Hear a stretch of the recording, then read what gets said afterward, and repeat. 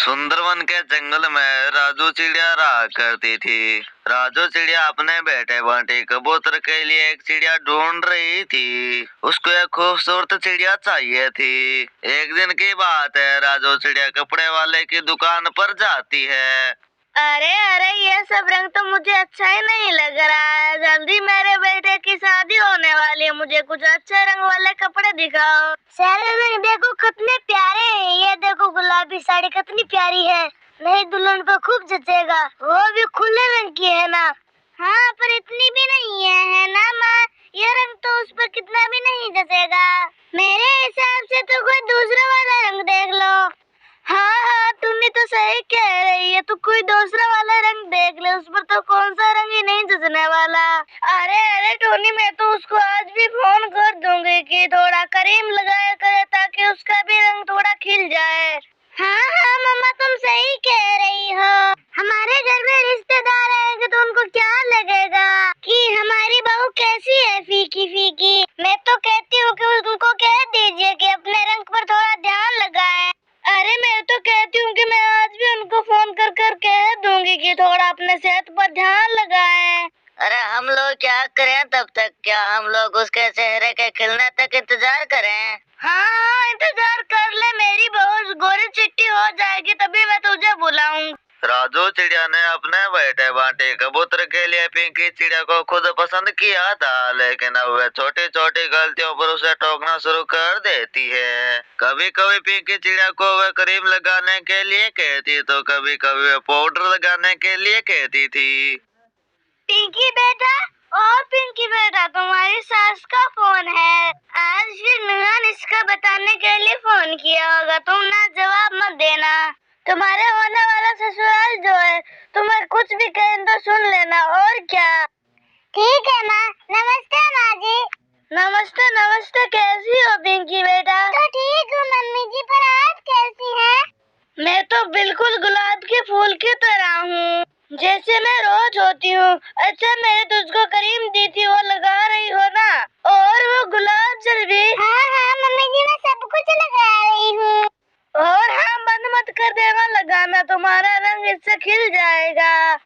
तुम्हारे चेहरे पर दाग और ये पिंपल है ना, ये सब कुछ हट जाएगा। जी मैं सब कुछ लगाती हूँ जो आपने मुझे दिया है। अच्छा ठीक है ठीक है। शादी तक तेरा चेहरा एकदम ठीक हो जाना चाहिए, क्योंकि मेरे कुछ रिश्तेदार भी आने वाले हैं। मैं नहीं चाहती कि मेरे बहू को देखकर कोई सवाल करे। तुम समझ रही हो ना? अब हाँ हाँ हाँ मम्मी जी, मैं सब कुछ समझ रही हूँ। और एक बात और सुन ले। अरे गुलाब जल में थोड़ी मुल्तानी मिट्टी और साथ में रख देना, ताकि तेरा चेहरा थोड़ा खिला खिला लगे।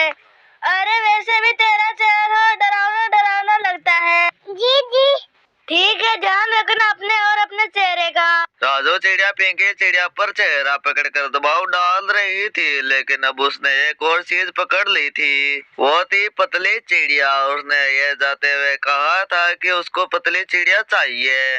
पर बहन जी, मेरी बेटी पिंकी तो इतनी मोटी भी नहीं है, वो तो ठीक ठाक है। इससे भी भला पतला होकर क्या करेगी? पर बहन जी, आप जानती हो ना, आजकल शादी में बैकलॉज पहना जाता है। पिंकी इतनी मोटी भी नहीं और इतनी पतली भी तो थोड़ी ना है। बहन जी, मैं तो कहती हूँ कि आजकल 0 एज का साइज चलता है। मैं तो कहती हूँ आप भी कर लीजिए 0 साइज। अरे पिंकी, मैंने तुझको कहा था ना कि मेरी बहू एकदम रिश्तेदारों में अच्छी दिखनी चाहिए। अबे ये खाना वाना है ना, ये थोड़ा कम कर ले। अगली बार मैं आऊँ तो तुझे 0 साइज का ही रहना है। जी मम्मी जी, मैं थोड़ा कोशिश करूँगी। नहीं नहीं नहीं नहीं नहीं, एकदम फिक्स चाहिए। अरे तुमने बंटी को देखा कितना फिट है? वह रोज जिम जाता है, कितनी अच्छी बॉडी है उसकी। तुम उसके सामने खड़ी होगी तो कैसी लगोगी? तो इसलिए आज से खाना पीना बंद और बाहर खाना भी बंद। आज से बस इनको सलाह दीजिएगा बहन जी। ठीक है। पिंकी चिड़िया पर तो चेहरे के लिए भी उसको बहुत ही दबाव डाला गया था, लेकिन अब तो वे मोटी थी इसीलिए भी दबाव डालना शुरू कर देती है। एक दिन की बात है, पिंकी चिड़िया अपने होने वाले पति से कहती है, पर बांटे कबूतर तो यह सब कहता है। अरे माँ ठीक है तो कह रही है, हम दोनों की जोड़ी जचेगी तभी तो शादी होगी ना। देखो मैं कितना फिट हूँ और मेरे दोस्तों को भी एकदम अच्छा लगना चाहिए ना। अरे बंटी तुझे तो पता ही है कि मैं इतनी फिट हूँ, मैं इतनी ज्यादा मोटी नहीं हूँ। तुम नहीं चाहते कि मैं हूँ जैसी रहूँ? अरे तुमको कौन कहता है तुम अच्छी नहीं हो, तुमको फिट रहने में क्या अर्ज है। बस तुम ये शिकायत करना बंद कर दो, जैसा माँ ने कहा है वैसा करो। तुम अपना वजन कम करो और थोड़ा सुंदर हो। ठीक है। अपनी सास और अपने पति के कहे पर वह खाना पीना बंद कर देती और फिर अपने चेहरे पर कुछ न कुछ लगाती रहती है। अरे पिंकी बस करो ना, अब इतना कहाँ से लगाओगे ना दीदी। मैंने न्यूज में देखा था, इससे चेहरा थोड़ा खिला खिला लगता। अरे इतना सब तो मैंने मेरी शादी में नहीं किया था, तो जितना आप कर रही है तो टेंशन ना ले, तो ऐसे ही अच्छी दिखती है। नहीं दीदी ऐसी कोई बात नहीं है, वो क्या ना मेरी सास आज वीडियो कॉल करने वाली है, अगर मैं उन्हें अच्छी नहीं लगी तो अपसेट मार देंगे। तू बता ना यार, मैं एकदम ठीक ठाक लग रही हूँ और मेरा वजन सही है ना? ये सब तेरी सास ने तो उसको करने को कहा है? हाँ यार, उन्हें लगता है कि मुझे मेरे चेहरे और शरीर पर थोड़ा ध्यान लगाना चाहिए, इसीलिए उन्होंने मेरे लिए ये क्रीम्स और ये प्रोडक्ट भी भेजे हैं। कि ऐसे कुछ नहीं होते हैं, तो जैसी है वैसी बहुत ज्यादा सुंदर है। अरे तू कुछ खाएगी पिएगी नहीं तो तू कमजोर हो जाएगी। तेरे सास तुझ पर इतना जुल्म कर रहे तो तुमने मुझे पहले क्यों नहीं बताया? पर दीदी ये तो सबके साथ होता है ना। नहीं पिंकी, ऐसा किसी के साथ नहीं होता। मेरी बहन समझ तो मेरी बात को, ऐसा मत कर। अरे दीदी मेरे सास का वीडियो कॉल आ रहा है, मैं ठीक तो लग रही हूँ ना? एकदम ठीक। पिंकी चिड़िया की हालत देखकर पिंकी चिड़िया की बहन और भी ज्यादा डरने लग गई थी, क्योंकि जैसे जैसे शादी पास आ रही थी पिंकी चिड़िया वैसे ही मासूम लगने लगी। अरे पिंकी ये देख कितना सुंदर लहंगा है, तुझ पर जच जाएगा नहीं है क्या? दीदी मैं सच में इतनी बुरी थोड़ी ना दिखती हूँ। अरे पिंकी तू ये कैसी बात कर रही है? दीदी मैं कितनी कोशिश करती हूँ कि मेरे ससुराल वालों का मैं बहुत सुंदर दिखूं, पर मैं कितनी भी कोशिश करूँ तो कोई ना कोई कमी मुझ में निकाल देते हैं। मैं थक गई हूँ।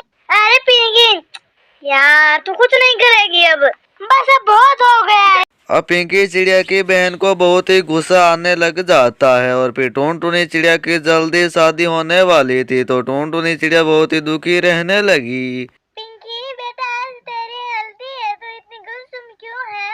कुछ नहीं मम्मा, ठीक हूँ मैं। ठीक है बेटा, और थोड़ी तो मुस्कुरा दे। देख नीचे सारे संगे संबंधी आ गए हैं, अब तुम्हारी नंद और सास भी आती होगी। वे दोनों भी आ रही हैं।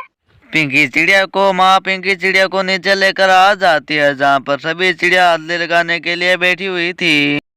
देखो आ गई मेरी परी। कैसी आ गई परी? अरे पिंकी मैंने तुमको कितनी बार समझाया था कि कुछ अच्छा पहन लेना। अरे ये रंग तुम पर बिल्कुल भी नहीं जच रहा है। कितनी सुंदर तो लग रही है पिंकी, किसी की नजर ना लगे इसे। अरे चाची जी नजर तो पिंकी के लोगों की लग गई है। देखो ना पिंकी की हंसी चली गई। क्या हुआ बेटा? टूटूरी तुम तो हमेशा हंसी खुशी रहती थी ना बेटा। मैं बताती हूँ, ये यहाँ पर बैठी है ना इसकी होने वाली सासू माँ। उनका कहना है कि टुनटुन चिड़िया का चेहरा सही नहीं है। मुझे तो इनकी बेटी का नाक बिल्कुल पसंद नहीं है, बल्कि इनका पैर तो इतना मोटा है कि साड़ी से भी नहीं ढका जाता। और ये मेरी बहन को कह रही है कि तेरा चेहरा सही नहीं है। तुम जानती भी हो लड़की, तुम किससे बात कर रही हो? मैं टुनटुन चिड़िया की होने वाली सास हूँ। आप होने वाली सास थी, अब नहीं हो। तुमको पता मेरी बहन को तुमने कितना प्रोटेक्ट किया है? उसने खाना छोड़ दिया है, उसने मुस्कुराना छोड़ दिया है। मेरी बिटिया मुरझा गई है। हमारे गांव में इसे तो नॉर्मल कहते हैं कि ये तो बोलते ही है ससुराल वाले। इसे लड़की का मन उदासी क्यों ना हो जाए? ऐसे लोगों को सबक ना मिला तब तक इसकी अकल ठिकाने नहीं आती है बेटा। सही कहा चाची जी आपने। अरे इसीलिए मेरी बहन आपके घर की बहू नहीं बनेगी। ये पार्टी हम लोगों ने तुम्हारा रिश्ता टूटने के लिए रखी है।